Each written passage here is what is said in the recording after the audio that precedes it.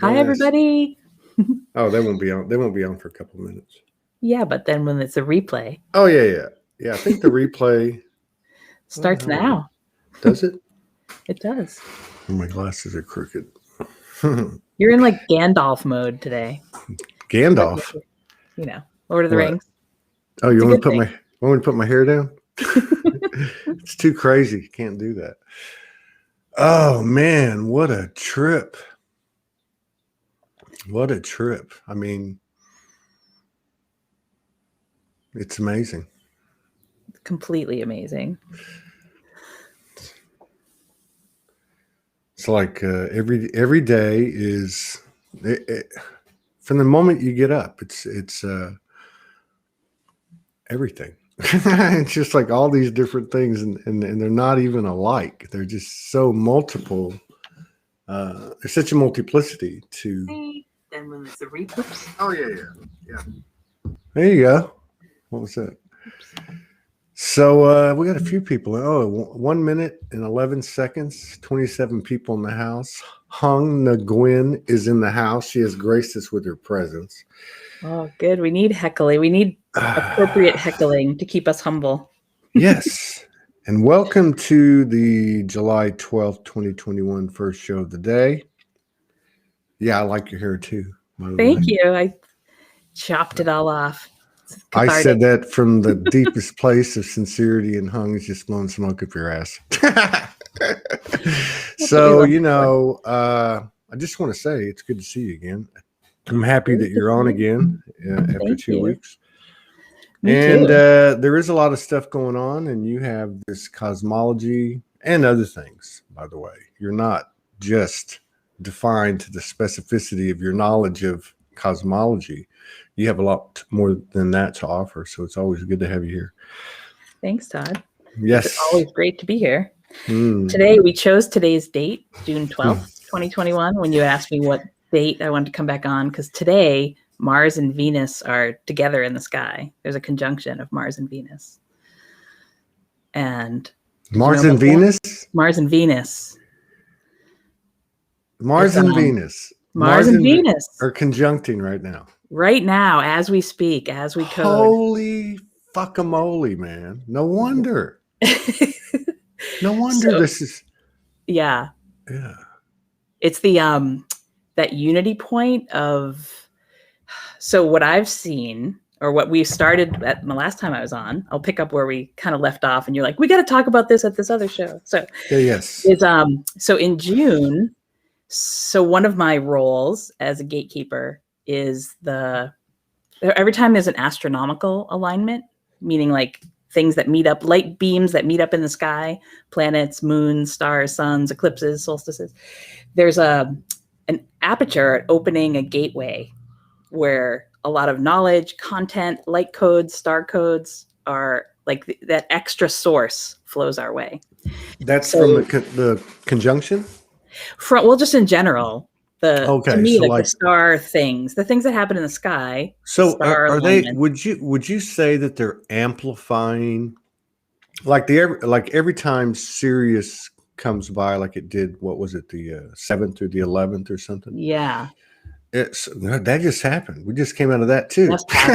Well, we're But would you say that so for instance, every time that once a year when Sirius comes out, or let's just say every time Mars and Venus are in conjunction, that whatever that celestial constellation or body or bodies are, that they're amplifying their particular soul signature, so to speak, like their particular persona or energy?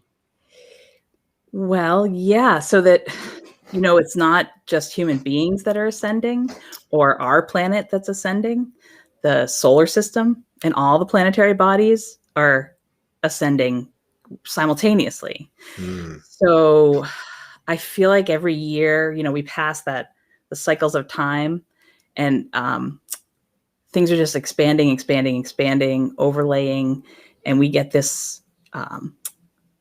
This is how ascension happens. Like it's from the alignments and the source light that flows to our planet.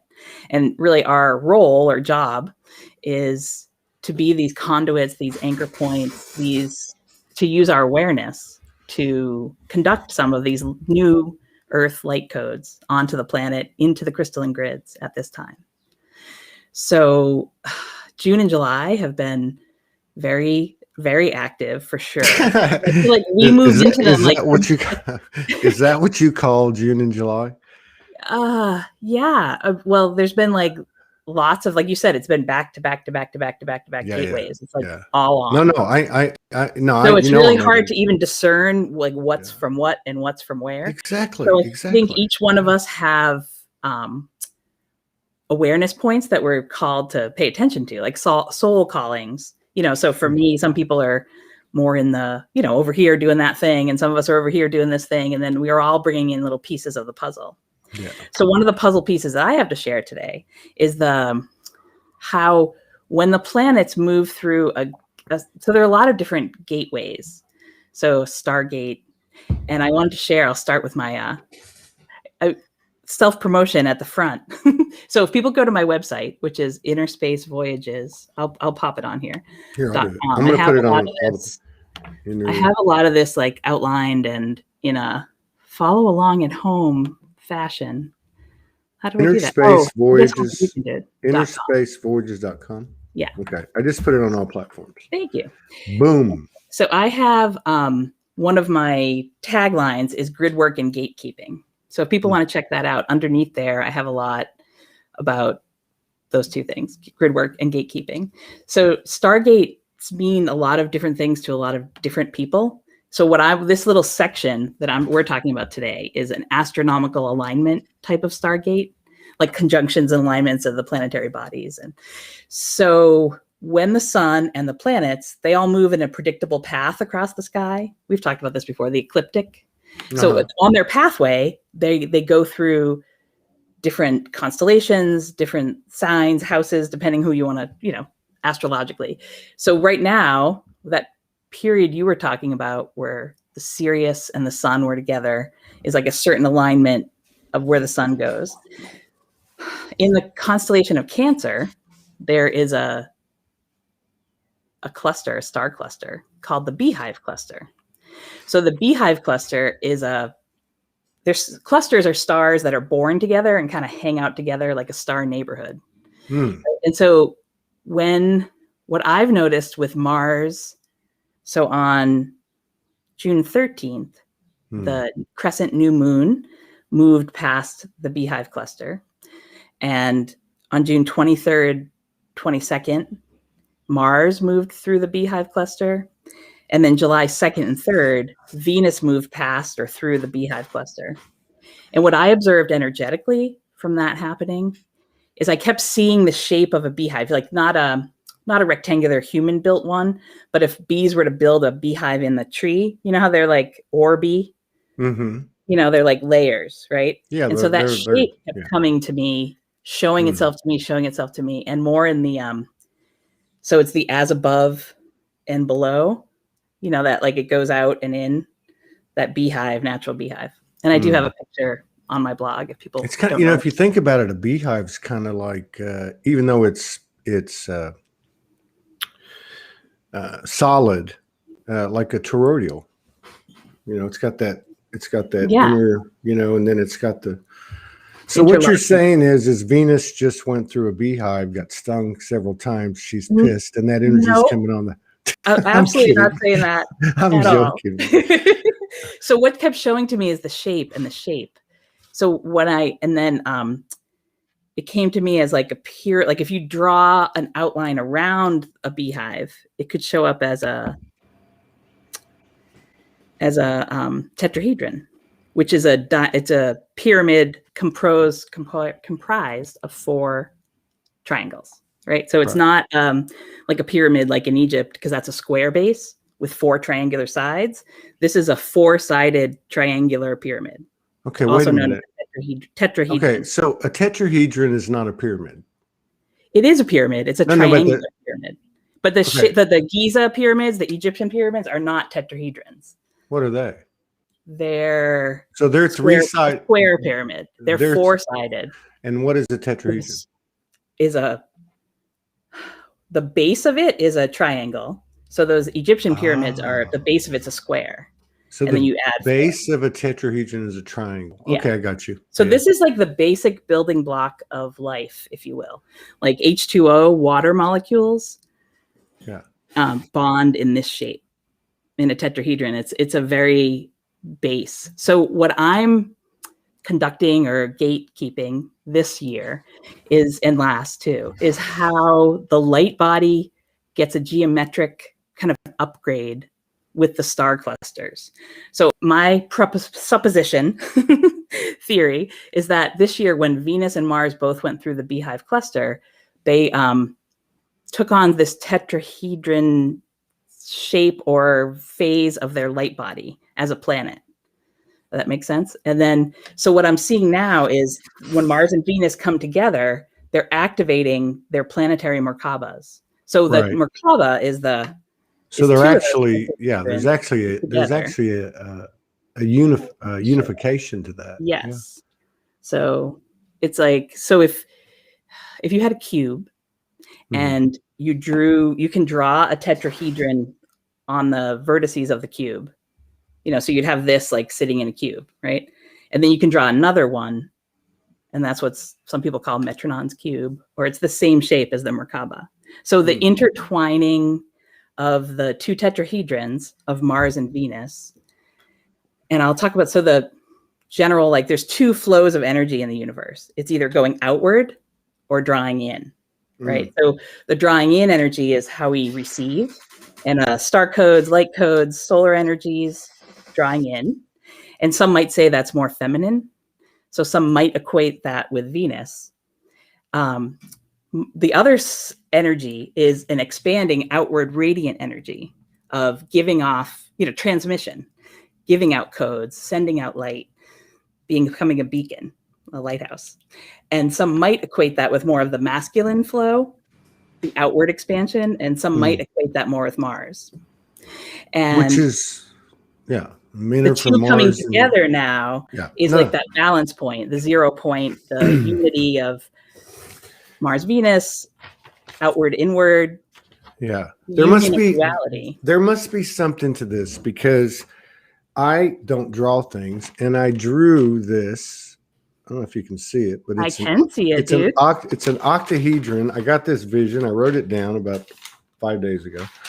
Then yesterday, I had this thing happen with involving the same energy, and then my friend, she had two visions. They were exactly alike. And I was in it, and it was the same type of thing going on. There was a triangle, or I guess it would have been, well, whatever. Yeah. I don't know if it was like the pyramid or the tetrahedron. Well, in two dimension, like if you do flat, it doesn't matter. It's just a triangle. That's what I mean. So it was like a triangle, but the triangle had a circle around it, like the all container kind of thing. The triangle was formed. When I saw it, I understood that to be the feminine. Like she had created herself in the space of her omnipresence. And then within the circle, outside of the triangle, was an upside down triangle with just three dots. And then they merged. And when they merged fully, and I saw the dots being her creating her divine consort, basically, the creator, the out, right? Yeah. And then when it went in, that was when the new creation was born. Right, that was conception, right? It was really trippy. It was like a 369 thing too. I don't understand. Yeah, Anyway, I just think that's kind of all worth that. mentioning, so that was because drew that. That was what the one I did this one I think was Friday or probably like Saturday morning, like because I'm staying up till 6 every day, but the other thing happened yesterday. It's been on fully this weekend. And you mentioned, I don't know what you mentioned that sparkled Tesla in the field, but Tesla's birthday was Saturday, July 10th. Okay. So like the Tesla consciousness. Well, and I'm telling you, when I saw that, that thing, there was something that said to me 369, and I don't know if it was the circle. Well, no. Okay, so you had the circle, which is, let's say, creation, and then the triangle was formed. That's a 3. The other one with the dots was formed from the 3. It was a 6, and when they came in together, because I remember when they came in together and the thing happened, it was like exponential. It was like 9s, right? Yes. So it was like 3, 6, and I thought, that's weird. Why am I looking at this and going 369? And then when you said what you said, I thought, oh my God, it's the code. It's the codes clicking. It's almost like they dial in and kind of click in. Like, remember when you were in school, you had the lockers, right? Who knows what they have these days, right? But you had to like dial in the combination code and like unlock so these codes flow in and they click these awarenesses within each of us. Like we get that. Because people ask me all the time, well, like, so Venus and Mars are conjuncting. What does that mean to me? Like, why should I care about that? And, the answer is really, you don't have to care about it. For those of us that do care. But it sounds like a very positive unification, because in this moment, everything's amplified. So it sounds like a very positive, like the click. That was a good way to put it. Like everything went click. Like when I saw that dotted triangle go into the other triangle fully. How did that work? Anyway, when the third energy was produced, it was like, it was like I don't know how to explain it. It was like a bunch of pyramids went out. It has that, and that's the like the nesting dolls, or like the pyramids going out, or like that. If you've ever seen pictures of the Metronon's cube or the Metronon's, it's like. So you're talking about like, like those old cameras, like the old Polaroids, and you would pull them out, and you know what I mean? Yeah, like a little accordion looking thing. That's what it looked like to me. It looked like if it was just, say, one stream of it, a pyramid came out, snapshot, pyramid came out, and it was like it was kept going. It was a ray, but they were all like separate. From each other, but not. It was weird. But that's like even, like a wormhole Stargate pathway is like how it shows up geometrically encoded like that too, in that clicking moment. So I wanted to say that so each of us have one of these star tetrahedron light body activations or phases. We call it the Merkaba, right?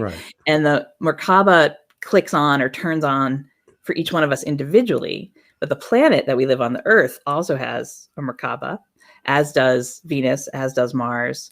So what I've really been shown to me with today's alignment, and it's not just today, obviously, it builds up and then it wanes, but it's this planetary Merkaba getting activated in each of us. Like it happens in us, but then it also happens. So if you take in the circle that you talked about, inscribing either the two up and down triangles. So those points where the 6-pointed star touch the circle that you inscribed it in, those points are planetarily pretty active too. A lot of this was done. So this weekend too, Metatron James Tiburon, he's like up in your Arkansas. Do you know him? He's James Tiburon. He's since passed away, but he was a channel. Oh, he has. For Metatron. Okay. And, I've heard the name. I must have listened to a video. So I've listened to his channels for a lot through the years, but they come and go, information comes and goes. He was super, super broadcasting loud this weekend too. And all this, one of the things he brought through was the planetary Merkaba. Okay, so what do you mean he was broadcasting loud? Oh, just I was paying it to me in my own head. Okay, no, I'm with you. I just wanted to clarify. Okay. Yeah. Because I was like, how does one download these kind of information? Like, how do we get these callings or these soul things? Like, how does this information come in? I feel like that's maybe. So you were in the flow of your day. You were tapping in. You were connecting to them. Yeah. Very cool. And that's big information. She froze. She'll come back. Isn't that cool though? You can have a conversation and somebody's telling you where they got the information from very openly, without any self-consciousness. that they got it basically through our Akashic network. She's she's froze up. Hang on, let me send her a note. Yeah. Oh, there you are. You're back. I'm back. Yeah. I was just going to send you a note. I couldn't tell if you were gone or I was there the whole time, but yeah, well, that's the stream like coming in. But here's the thing. You started to say it, and as soon as you started to say it, you froze. So that tells me that it was very important. So you might want to go back to it. So you're talking about this Tiburon. How the pieces of the puzzle come to each one of us to weave them together, and then. Yeah. As like one of my soul callings is to put a lot of these pieces together and to share them with you all. And so thank you so much for having me here. It's yesterday I came into Inner Space to like write up my blog post, and I just wasn't like on the planet, like linear typing it or like video wasn't available, but I was in heavy receiver mode of like all the different pieces and parts. So one of the things that I was going to say, I think when I got interrupted, is that the piece that I connected with most strongly is the Planetary Merkaba. There was something about the Mars and the Venus, this conjunction that we're having today, that is going to click on the Planetary Merkabas in a new way. And do I exactly know what that means? No, but we can all see it and sense it and feel it even as I say it, right? So the Planetary Merkaba, if you were to put this shape and inscribe it into the sphere of the Earth, the places where these things would touch are on the 19.5 degree latitudes of the planet. So on Venus, some of the major volcanoes are at that latitude on that planet. On Mars, Olympus Mons is close. That's the largest volcano in the solar system that we know of, is at that latitude. Hawaii is at that latitude, and the volcano there on our Earth. So it has this like planetary grid, planetary Merkaba, activate in a new way, lots of ascension codes, unified field, crystalline grid, moving into unity and moving out of duality. I like this. This is what I think is going on today. The other thing I like about it too, that's I'm telling you, since Sedona, all the shows and everything throughout the day is like all coming together, like things are converging. But another thing that came up besides this whole bandwidth of triangles, pyramids, tetrahedrons, and the third 369 Tesla is fire. Like, so when you're talking about volcanoes, I'm thinking fire, and all I've been seeing is Anubis and Cali for the last few weeks. Wow. And it just seems like that what you're describing now it's almost like union by fire. Like, you know what I mean? It's almost like you're going to the wedding, what do you call it? The altar, and you both walk through fire together to get there or something. You know what I mean? Yeah. And it's a switching, maybe the fire of alchemy. And like you need the high heat to create that melding, the merging, the welding, if you will. The other thing that came through, and as you said that, I'm not sure why I'm remembering this now, but I think we all have this idea of Mars being the more masculine and Venus being the more feminine. And it has not been coming through that way to me at all. Venus is the fire planet, is the hotter planet. And to me, Mars has been coming through as the water world. You know, Mars has all this ice. It's like, well, Mars is the more, can you even feel the difference? Mars and Venus. Oh, I think speaking of feeling, so I have, do you want to do some sound? Like we can talk about this all day, but I brought out I have a planetary set of tuning forks that are tuned to the planets. Man, how do you like know all these things? I know, I'm just messing with you. Don't answer the question. I know. I like to mess with you. No, this is great. This is New Earth TV right here, folks. I mean, this is the type of information and that's going to be coming out more. Our information, we're all writing a page in the living library of light or chapters, and what your chapter is to write is your soul's. Your soul calling, right? You have your chapter to write. I have mine. I guess this is my section of chapter, but there's that. So supporting each one of us to find that place inside where the unity happens, where So to transcend duality, we can look in any direction and see polarity and duality, like all over the planet, right? And you were talking You're about kidding. why It's been hard. It's been hard to find any polarities lately. Has it? I was thinking the same. Hell to the F no. I bet you I'm doing a polarity every 2 minutes on average. Well, it's part of what I read from the Metatron channels. I wanted to even maybe read it to you if you wanted. Yeah, check this out too. That's what I was thinking when you said that, and not to like, oh, this is what happened, but she said pole reversal, role reversal, and that just popped in my head right when you were talking about that Mars isn't, it's just like us, that they're both masculine and feminine, right? And you're saying at different times different things are more prominent, and I agree with you. I think this Mars thing, Venus, the role reversal, pole reversal, or whatever, is another good sign, because you see that happening here, right? So I'm going to read this is from the Metatron channel. Certain codes, certain frequencies are being uploaded. New chakra systems, new light body essences.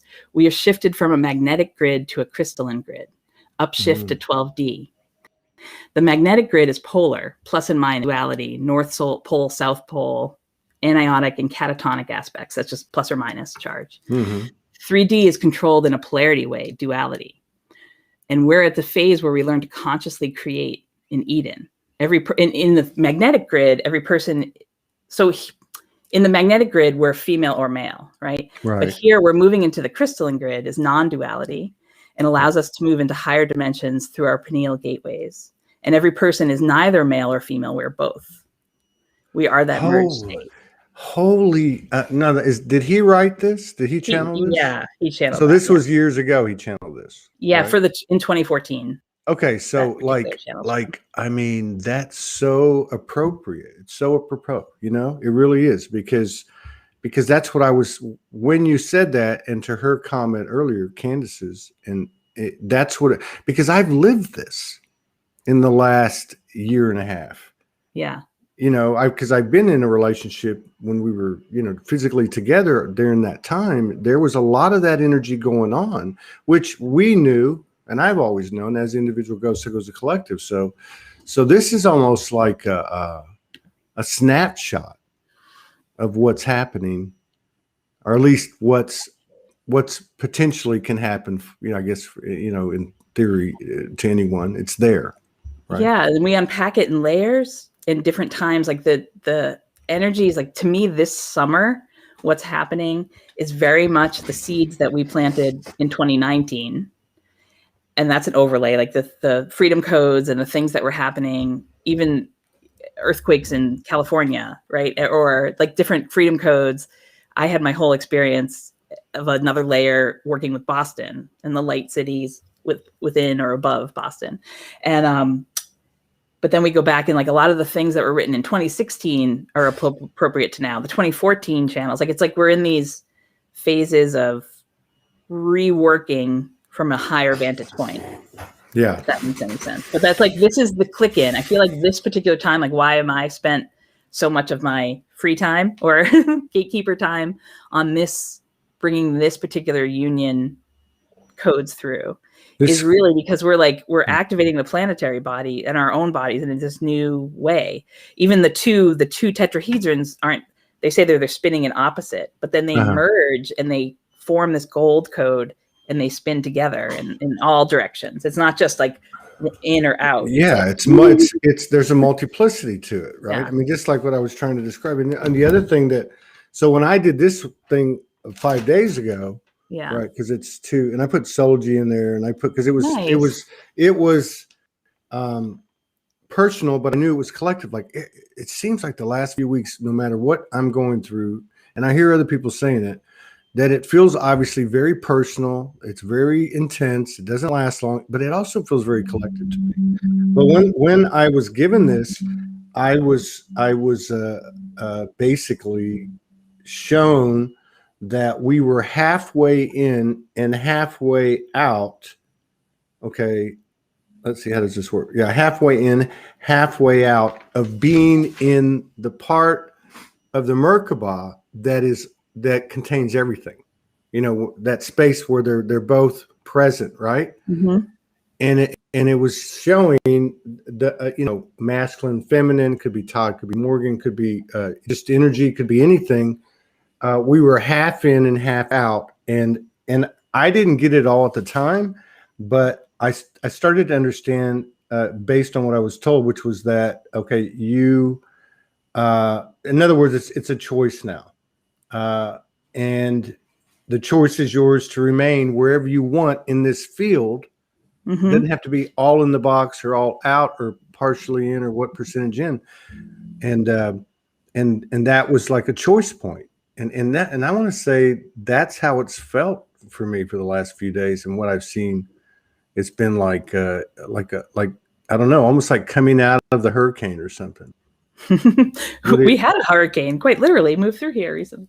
That's right, you had a hurricane, didn't you? Or it was tropical storm. But Denise asked a question. I did say gold codes. Denise Chadwick had asked, but that's just my take of it, of like that merging into this one golden being. So here's here's Earth. Can you hear that at all? Yeah. Let me turn my mic. It's more vibrational. It's not, I mean, these are, even if you were in the room with it, it would sound like really soft. So this is so if everyone wants to just chill for a sec, it's a lot of mental information too, right? So we have to get out of the brain stem. Make sure you do the Earth one again. Okay. I'm going to turn my mic off so there's no interference. Okay. Let's all close our eyes. Let's all go into, each of you, please, move into your own core, which is your hara, your soul center, just above your navel, in the center of your body.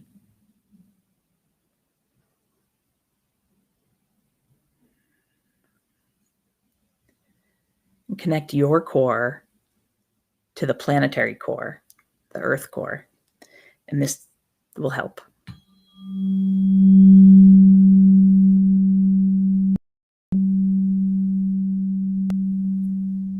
For the truth is that you and the planet are one. You are a reflection, a microcosm of the earth.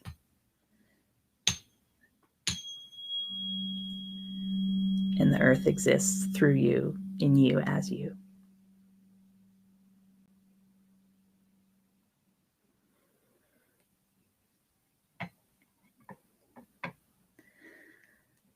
And let's connect to the core of Venus. And how you do that is just with a thought, an intention. I connect myself to the core of the planet Venus.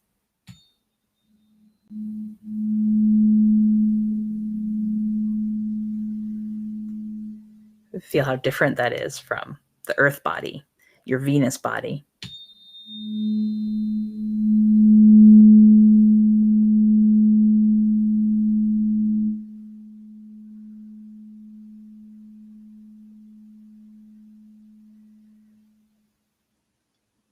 Maybe you feel this too. There's a lot of magma flowing under the surface in that planetary body. Yeah.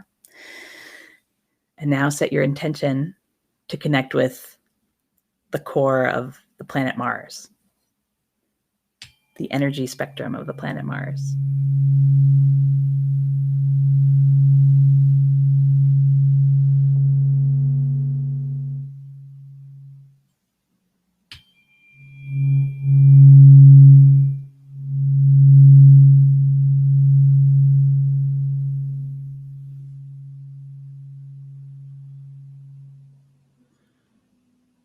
And now bring Mars and Venus into your field and unify them.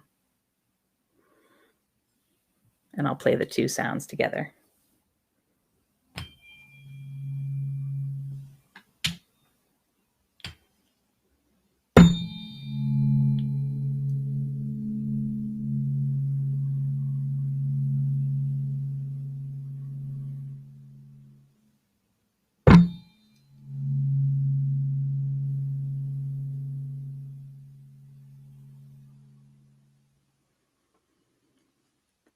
And we sit together in this merged state.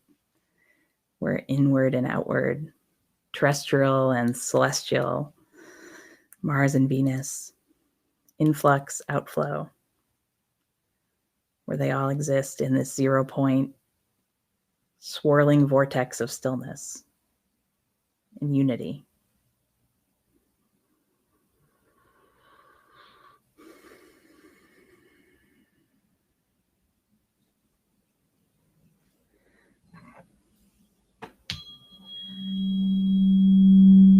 Then you can come back to planet Earth if you so desire.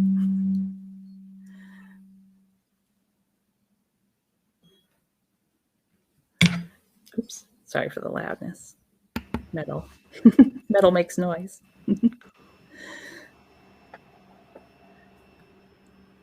How you feeling, Todd? I feel great. That was a hell of a holy triad, wasn't it? So twice, I don't know why I started doing it. I just closed my eyes and then you make that cling, and then I didn't realize how that worked, right? And for some reason, I just started toning. And 2 times that I toned, I think out of the 3 times, 2 times I hit the same note, like, and it sounded like all of a sudden I was in like quadraphonic sound, like the whole room just went a buzz, bzzz, and I was like, holy shit. No, that was cool. But this is part of the new way of communication, of transference, of teaching, of code exchange, of, I mean, you know what I mean? Yeah. It doesn't, there's some words there, but it's this is the real stuff. Cutting edge. Well, far out. I like hanging around with you. I hope you come down to Arkansas in September. Yeah, and I'll follow you around and we'll film some of this. Because you mentioned grid work and such, grid line work and grid work. I don't think people really, well, I think there's a lot of different versions of that. Mm-hmm. And what's so amazing about grid work is, to me anyway, is that you don't see like a big article or post come out and say, hey, everybody, let's go do some grid work. Most everyone that I talk to that does grid work gets their own intel on where to go and what to do. And some of these people, it's like a daily thing. It's like a weekly thing, I think, like you. Yeah, there's a lot of us in that. And the individual and soul callings is the direct tap into source, right? As you said, like people don't like the putting out the calls of like, cause it's like what my role is to fill or my job is to do is very different than what another person. So sometimes we'll mention things and then the people that are already hooked into that vibe or that role will like jump in and jump on. I'm really blessed to have lots of circles of different grid workers around the planet that I've connected to over the years through various groups or classes or different things. And there's a lot of us that will message each other, text each other and like check in and help each other out. And it's like, oh, you're on that. And it's like, it's just fun to share and code exchange among grid keepers, grid workers, because so we all have different things to do, but just hearing other people's sparkles, it creates the sparks in us.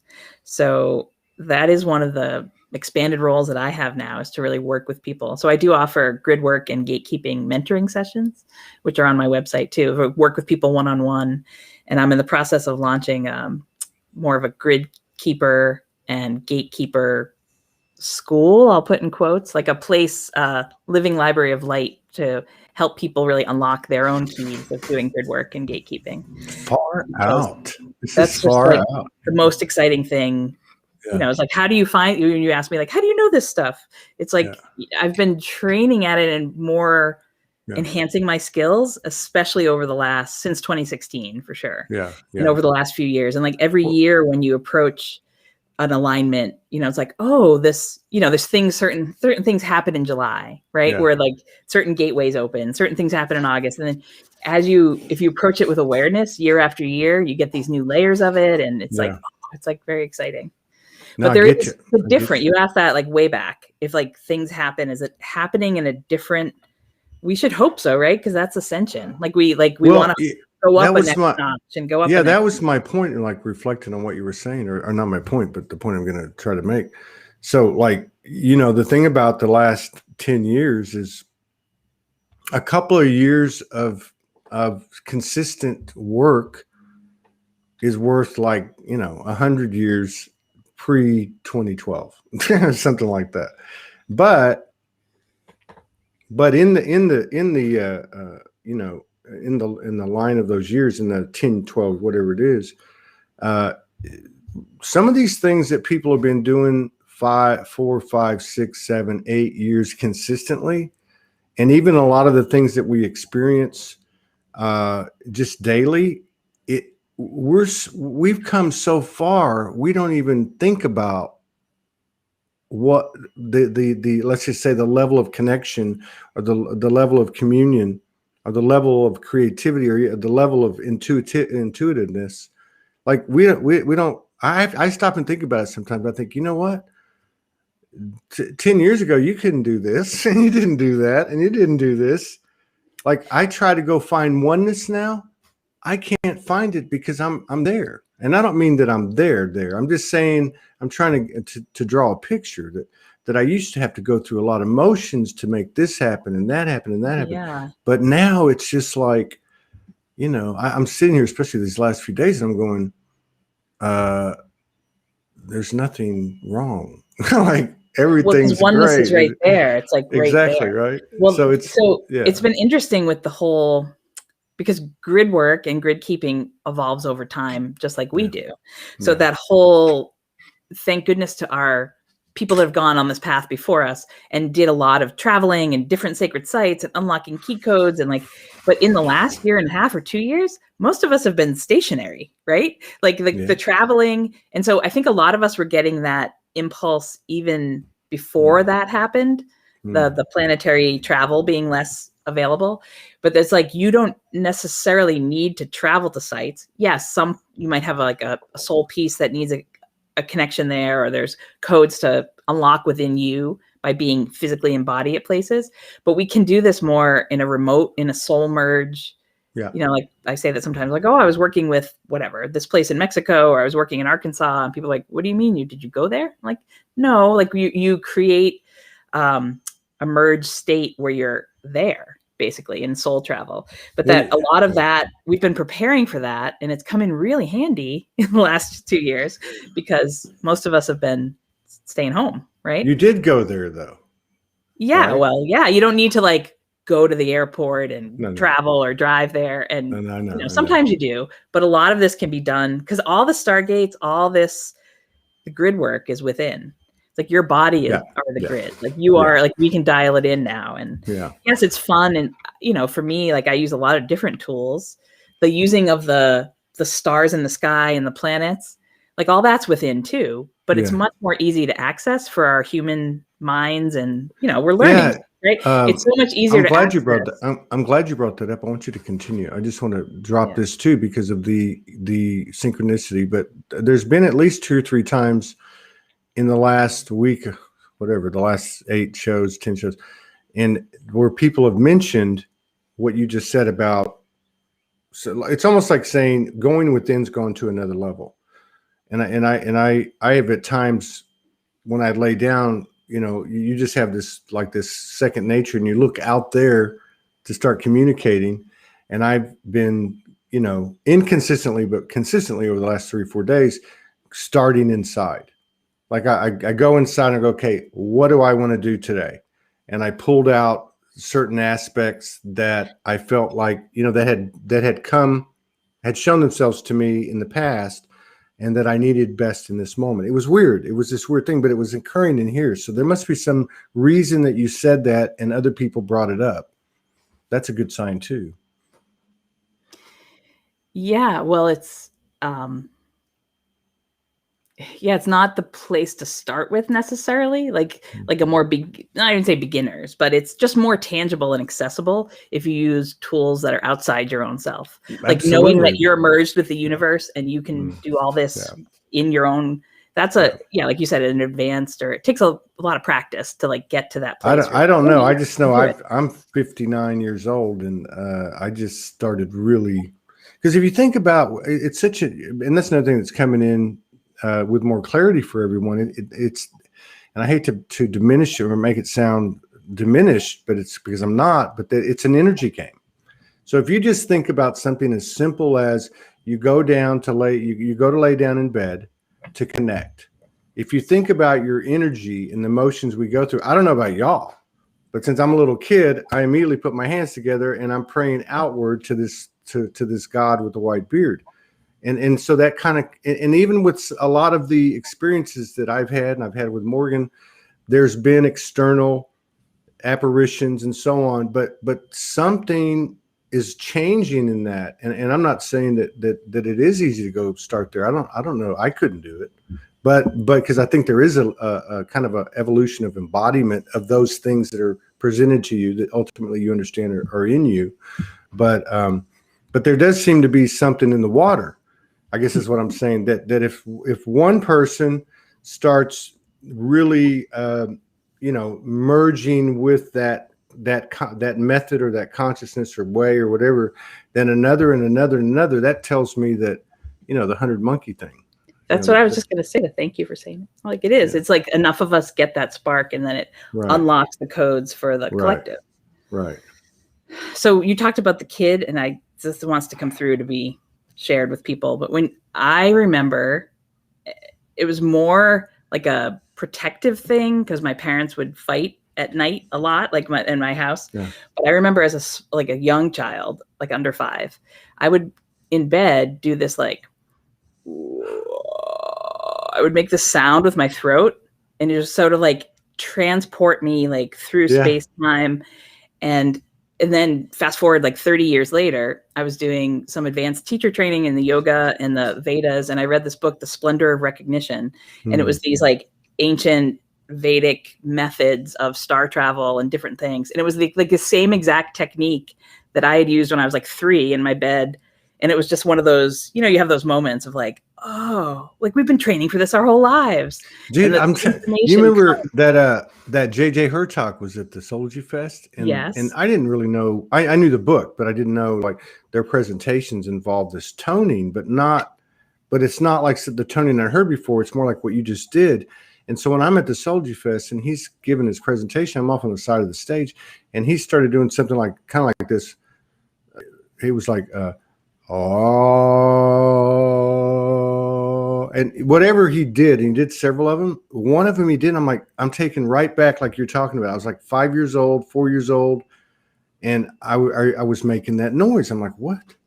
And I had the same type of feeling like, oh yeah, so this is our, you know what I mean? Like light language. Mm-hmm. Like it's in there and it was there in the early days, right? Yeah, that's primal.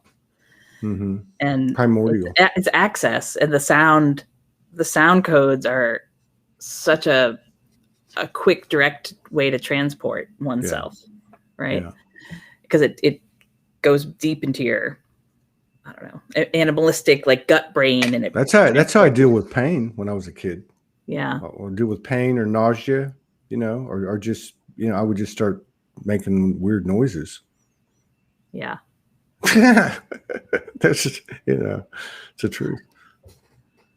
Cool. Look, all these other people are saying they've been making that noise. Yeah, that's cool. I've been reading that. See, this whole time we just didn't tell people all the weird shit we were doing. If we had, we'd have ascended 20 years ago. Well, here we are in the perfect time, doing it the perfect way. Right on. Okay, so tones, and then you got the sound. Now you're okay. So, and I think we talked about this last time too, but just back over like with Eric Rankin and the Hurtaks, there was Ty and Jade with their music, the tones and the gongs and even just the keyboard, playing certain notes. There was like this whole connectivity of let's say color and shape and sound and vibration, right?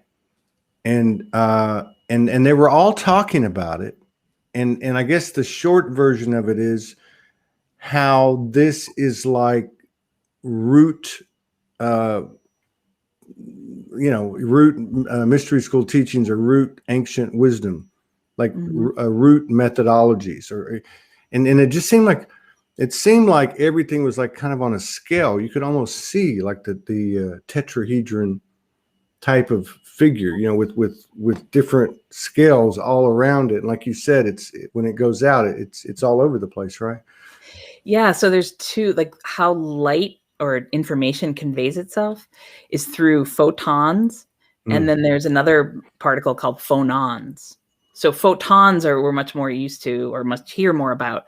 Photons are like the codes of light, the light as information, as quantum packet. Phonons are the constructs of the sound code. It's like the quantum particle of sound. Wow. As the photon is the quantum particle of light. And it's everything. It's like information has a geometry, a sound, a color, the shape, the essence.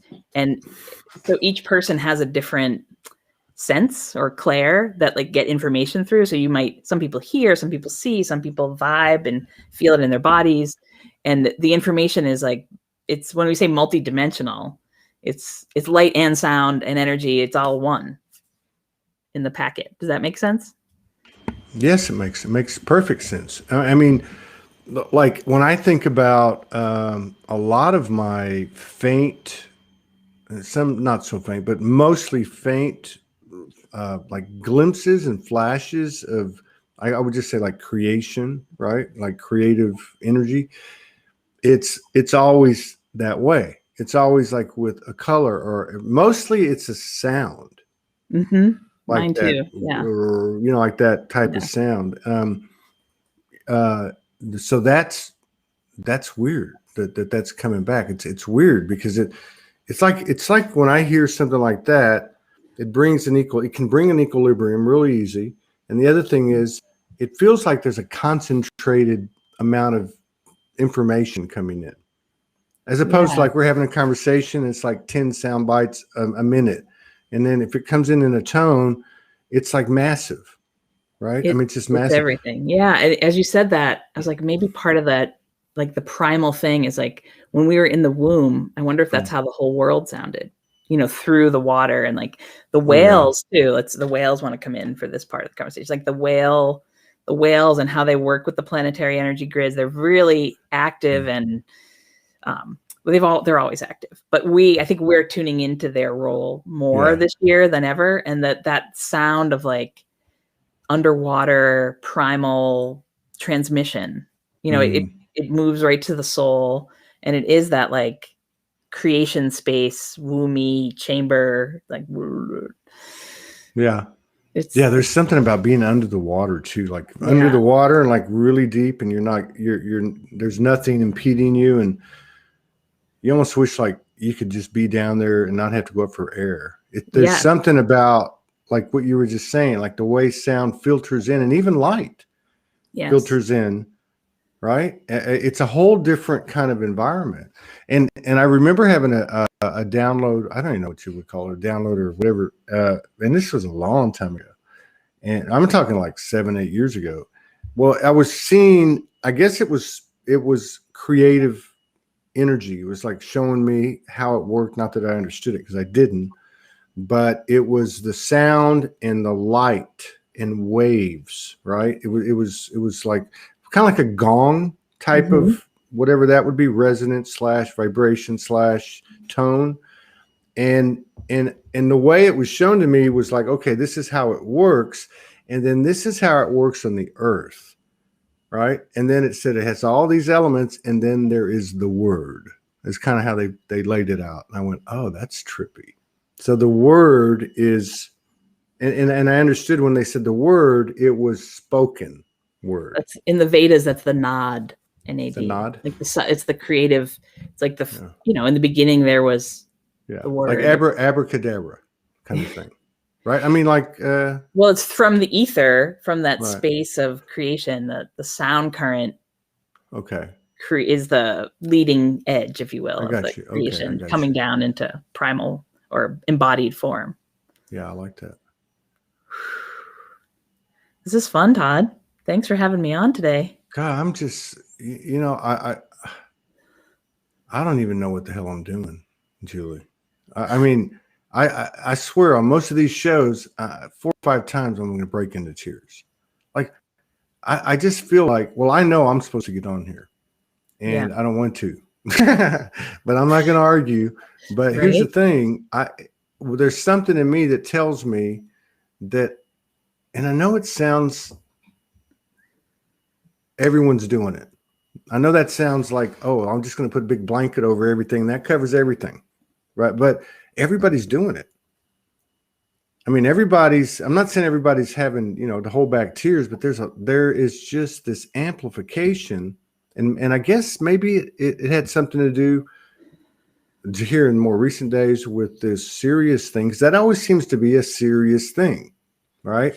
And now you have the Mars-Venus conjunction, and the way you explained it, it sounds that when you said the word click, like that did it right there for me. That was like, okay, that's it. And it was like a click, and I just see like a unity click, like everything is in place, almost like the gears in a clock, and a grandfather clock, and it went click, and then everything started to turn, right? Yes, I know. I was for the Freedom Codes and the 4th of July weekend, and that work. It was very interesting to me that the Venus beehive thing was on July 3rd, and there was so much.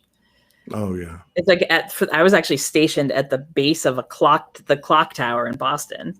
My husband and I, so our wedding anniversary is July 2nd. And I was planning this trip for us, and I was like, I could really feel that, the Freedom Codes, it's that completion of a lot of the work that I did July 2019. And it actually happened in the Boston corridor too. And anyway, so we were planning our trip, and I booked us this houseboat that was in the Boston Harbor to stay on. And it was cool, but it was like more houseboaty than, usual. As we shipped the kids off to my mom's house, which is like, we haven't been away. Sexy baby. That's Freedom Codes right there. Like, goodbye. But then we get on this houseboat, and we had this huge storm where they had like these giant swells. We get 2 inches of rain just overnight. It was just, maybe that's not a lot, but it was a lot. So my husband woke up in the middle of the night, and the houseboat was leaking, and it was like, everything was soggy. And we were like, it woke us up some nights, because it was like this. It was like, okay. And we had the Freedom Codes for me were convincing my husband that we could move, and we didn't have to like tough it out like good Yankee, like, we paid for this place, it'll be fine. I was like, this is our one time to go away since our 6-year-old we haven't been away since she was born. I was like, we're not sleeping in a soggy bed middle. So anyway, I found this new spot for us, which was it was on State Street in the center of Boston. And it was right at the base of the clock tower, if people are familiar with that. And it was like, oh my God, we were just like this brilliant, the only thing available on Airbnb, the Airbnb magic when you're supposed to be stationed at a certain spot. And then we could look down, we could come out of our condo and look down the street, and the old State House was there so on July 4th, that morning at 10 a.m., they read the Declaration of Independence off the balcony where it was originally read, July 18th, 1776. Wow. And the energy of it, I didn't even realize that the mayor of Boston is now a Black woman.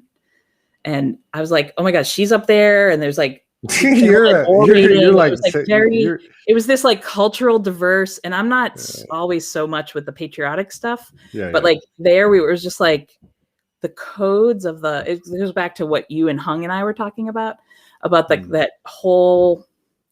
So these Freedom Codes are broadcast in the Declaration of Independence. It was a really moving, like I was in tears like at least 5 times. I was like, what's happening? Why is this so moving? But it was just really like that foundation thing. But then working with the dichotomy of, okay, the gentleman who wrote this is a slave owner, and we're on this land where they slaughtered the indigenous people to get their land. And like, how does one equate all that? Like, how does that make sense? And in that broadcast at that time, I was like, oh, these founding fathers laid these seeds. Like they had some of it right, at least. Yes, maybe their plantations were built off the backs of slaves, but they had like this nugget, and it's our job to to build on that foundation and to build it better and better and more light encoded. I mean, I think that there's a pretty significant part of the matrix that's crumbling that was held up by a moral world, an ethical world. But I think everybody's situation is their level, whatever that means in terms of the moral and the ethical. Is it even relevant at a certain vantage point? But that those things kind of hold up that old matrix because there's such a wild variety of opinion and of what is moral, what is ethical. But I think you're right. I believe, and even some of the people we look at today, if you look at some of these people today in this corrupt political system, there's a significant, I mean, a lot of people will think, oh, they're just assholes. They're reptilians, or they're this or they're that, but they put their shoes on just like we do. And in proportion to what they're aware of, they think they're doing the right thing. Right? Well, that's just, I was just going to say, in that polarity, like finding the unity codes in now, it's like everyone is actually doing their best in what they think is the right thing. Right. And just because we have drastically different views of what that should be on lots of different fronts right now, it's still, the path is to the live and let live, and you get, the freedom of choice, and you get to live your life the way your soul dictates, and I should do that too. And we just hold space for each other. Like that's no, I agree. It's, I mean, it's I mean, this is like, and it's almost like a Stockholm syndrome type of thing. Because here we are talking about a document from a country, which is already really, I mean, if we're moving into this state, as you describe, where there's not a masculine and feminine, and we're talking energetics first, right? I mean, that means the physicality is going to follow. That means that there's no separation, there's no duality.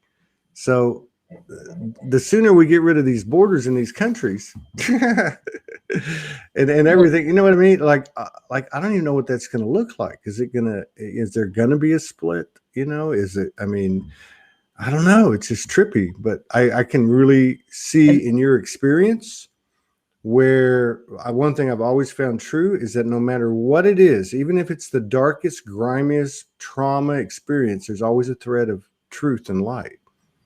And you were plugged into the better angels that created that moment, be it past, present, future.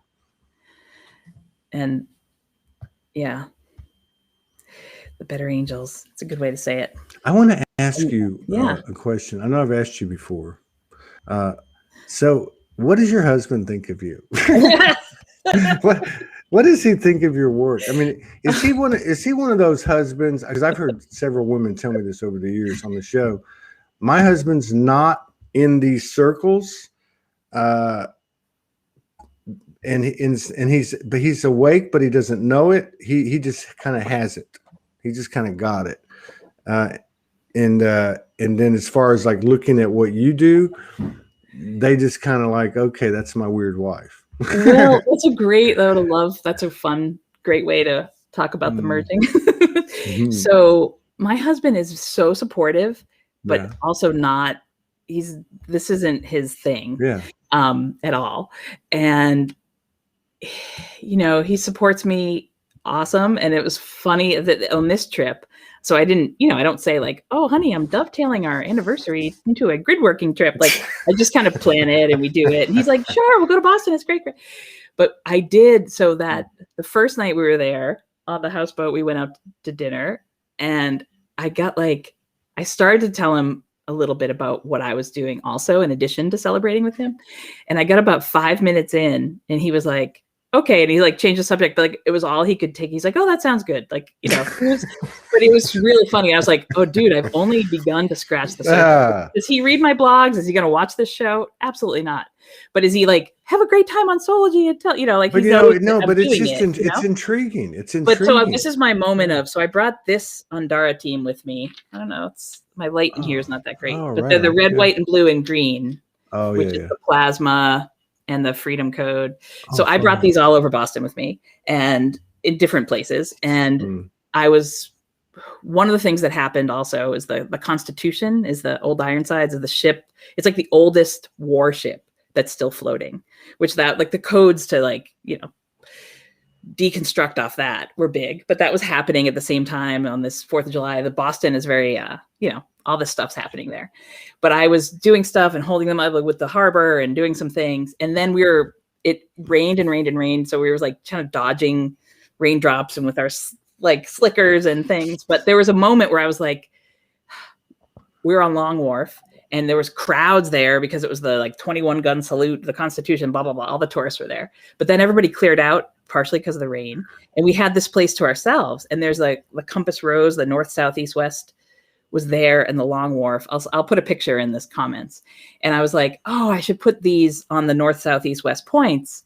And I was like, had a moment of like lazy. I had just put them all away. My phone was almost out of battery. He was like, no, he's like really encouraged me. He's like, come on, let's do it. He's like, I'll take the picture. You put him out. And I was like, oh my God, he's helping me do a crystal grid thing. It was like so encouraging. So it was a big shift too it sounds like a little thing, but it was a huge thing of like him encouraging me to like, and even his participation, like to that extent, energetically, that says a lot. She's frozen again. Huh. We have another show when do we have another show? We have another show in 2 hours and 45 minutes. I thought I would get on in between these two shows today, but I think I'm going to have to go lay down and then maybe I'll get up in 30 minutes, 40 minutes. I think that's her. Yeah, that's her. She's frozen. Hey, I love her. She's beautiful. She's real. She's the future. I'm still here. I was here. Like every time I get to the juicy things, I freeze up, huh? It's not you. It's the frequency. I'm telling you, it's been happening. Yeah. It's happened before, but I mean, it's really been happening a lot since Soulogy. Like he opened up to some of my work more this last weekend than he has ever.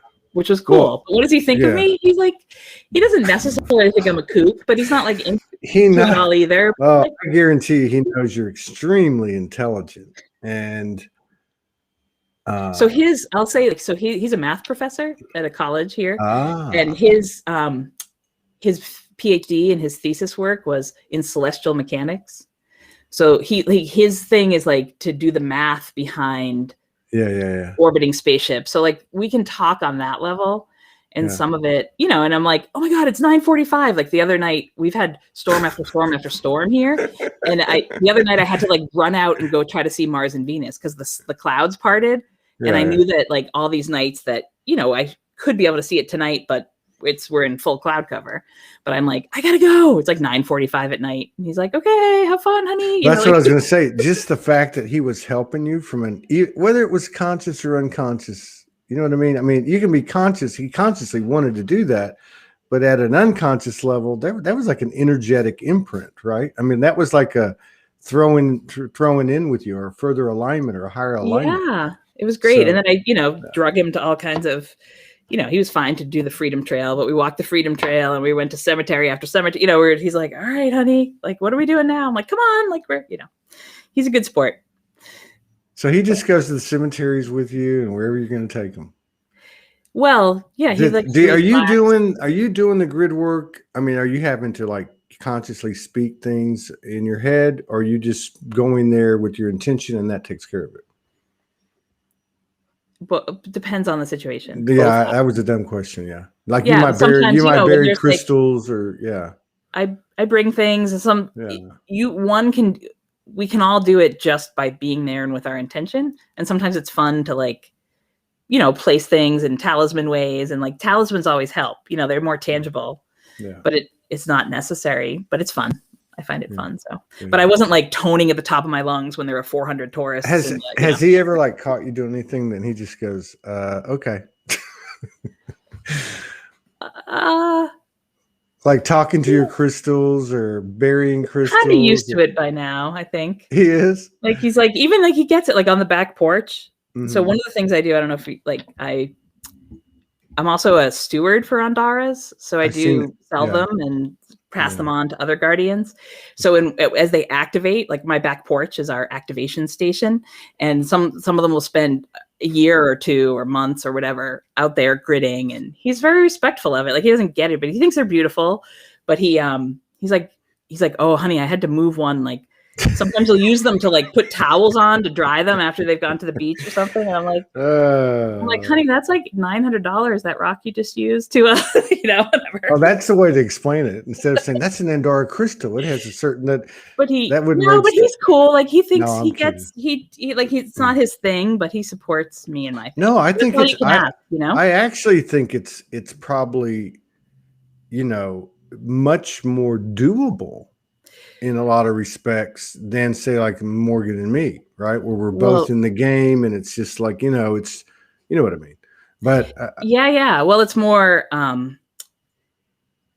heard that from my other friends who are both active, in the Ascension game and Lightworking game and all that. It's like, because then whose upgrades take front seat. Right? Like you both have to because you're both going through it. And not that he's not going through his upgrades, but it's not his main focus. Well, but I mean, in the fact that he is an intellectual, he's got a scientific mind. I mean, that's got to be stimulating for you. So that at that level, at that, what I want to say, like the non-physical level, there's got to be a strength there. There has to be. Like you're feeding him, he's feeding you. I mean, there's no it's question. Nice. I know we just celebrated our 15-year wedding anniversary. Congratulations! Right? That's a long time. Happy anniversary! Happy anniversary! I know, similar to yours. So last summer we do go to a beach vacation every summer, and last summer I was doing a lot of coding work at the beach at this certain broadcast station. It's a Marconi wireless station. It's the first the transatlantic cable that. How do you find these things? How do you know about all this? Yeah, but the transatlantic cable, the first shore to shore, Europe to United States broadcast. Anyway, I was there and I went every sunrise for a bunch of days with my Andaras and did a bunch of light work. And then one of the mornings we went and there was this pod of whales that came and they don't usually come this close to shore, but there was a whole bunch of them with their heads up and they're and he had one of those moments where he was like, honey, why are they coming right here? Like, what are the chances of them coming here where you're doing good work? Now, I'm not going to I'm humble enough to know that I'm not calling in whales, but maybe, he was like, honey, what? He really had one of those moments. And he said to me out loud, he's like, maybe there's something to all this grid work stuff that you do. Maybe it's real. Maybe it really works. Yeah. Hello. Hell, I'm in the game. I'm in the game 10 years, and it took me a long time to accept stuff like that. We had those dolphins come up to us in 2019. I called it. It was probably the first time I knew, and I didn't go, oh, well, that's a coincidence. But yeah, I think it's easier for the women because they've got that intuitiveness, And the other thing about a woman, a feminine energy that's in their power, in that aspect of their experience, say they're going to do what they're going to do, and they're not going to think twice about it. You know what I mean? If for you, your work is you, basically. It's part of you. Yeah. And then that's understandable. Yeah, there's not turning on and turning off the grid work. It's not like, oh, sometimes I'm grid working and sometimes I'm not. It's just like, well, they were probably expecting you too. That would be we're going to loop back to Sirius, and you were talking about the merging the Sirius codes. So the Sirius is at least 2 stars. Some say 3, right? And the Sirius codes on July the 7/7 date, a couple of my Andaras on the back porch, just shone in this brilliant blue white light. And I just got this, how do you get these transmissions? You just hear things, feel things, things pop into your field, right? For all of us. And it was like a Sirius B. And I was like, okay. And I took some pictures of it. And then I've been unpacking that this week too, which will have to be a separate, I'm luckily enough get to come on at the end of July with you too. So maybe we'll talk about that. But there's the whales, there's a really strong water world, Cedian whale consciousness that comes from Sirius B. And that's part of the stuff that the Metatron sharing, like I found it yesterday, the link, and I was like, oh, like it's shown to me in my field, but I was like, I don't quite get how Sirius B and the whales and like how all that's happening. And, you know, your human brain doesn't understand all of it, but then you'll get one of these link connection pieces. So I'm going to write it up, and it's not quite ready to be shared, but there's a thing about, you know, in the Dogon tribe in Africa and the whole, like the water world and the Nomo and the like. No, to me, the Sirius is, well, first of all, it's definitely tied to blue, that bluish. In fact, that thing I was telling you about that happened yesterday with me and my friend, it was blue. It was the blue. Try, you know, spinning. Yes, that's very cool. I like that. I know. I think I need to send you some on Dhara's time. I would like to have that one. No, don't. I'm kidding. No. Don't send me anything. If you come, then you bring one. All right. But what were we talking about? Oh my God! The blue, your friend, the blue thing. Serious. Oh yeah. No. There's always been a link that I understood. I call them the people of the deep, the people of the deep blue. Like there's this. Yes. Okay. Like there's some type of link there. And I've met other people who either coming from one direction or the other have been to the place that I'm talking about, which maybe that's, I don't know, maybe that's underwater Atlantis or whatever. Who cares what it's called? But it's there's, I was going to ask you, does Sirius, what happened between the 7th and the 11th, that period, that happens once a year, right? Sirius comes. Well, it's yes. Okay. So we kind of celebrate two. A lot of the things we celebrate as a team is like the 7/7 thing is really, if we have to go back to ancient Egypt to when that alignment was actually July 7th. You know, there's a code, like there's a repetition of people celebrating on that day. So the 7/7 gets tied to Sirius. But if we're actually going to be more astronomically accurate for now, it's actually July 18th, when the sun and Sirius are close together here because of the precession of the equinoxes. Well, so, the only reason that I'm bringing that up is because it was the 6th. I put it.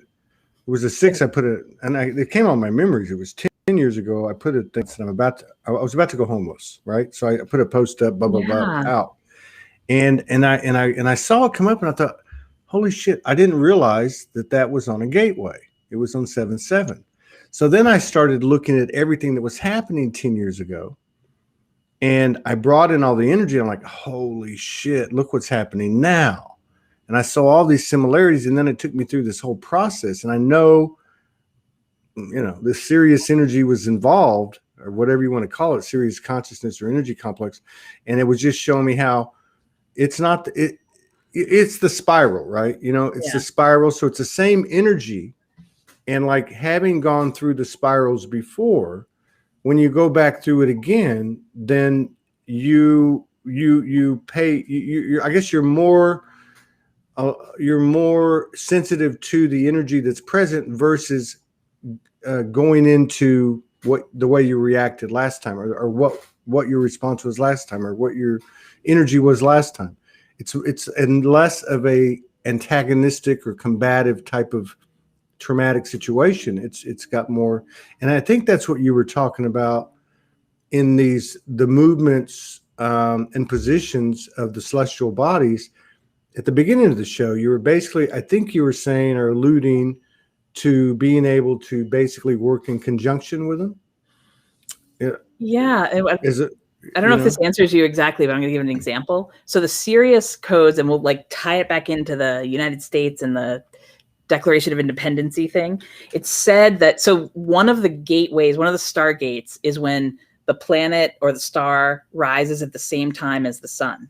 Like they're both on the eastern horizon at the same time.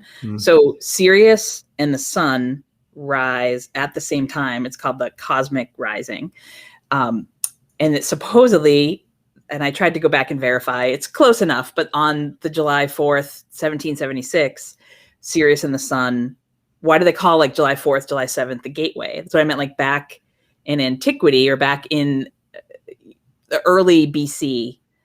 like Sirius and the sun rose. It's in the 200 BCs, like at the same time on July 4th.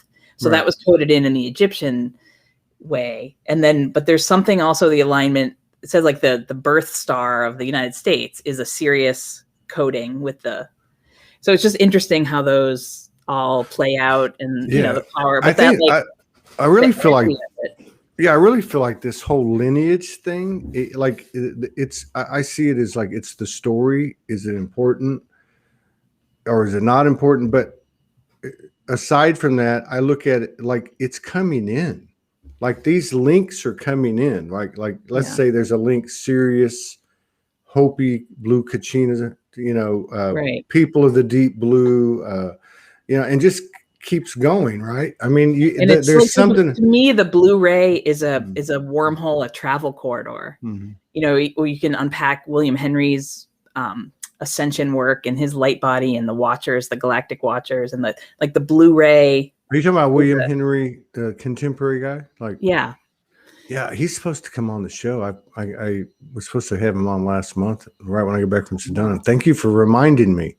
His work. So I've seen some of his stuff. Yeah, I just didn't know if you were talking about. He goes through the artwork and the ancient. He'll show like the pictures of Jesus always have this like blue halo around, and to me, Jesus was a Syrian man.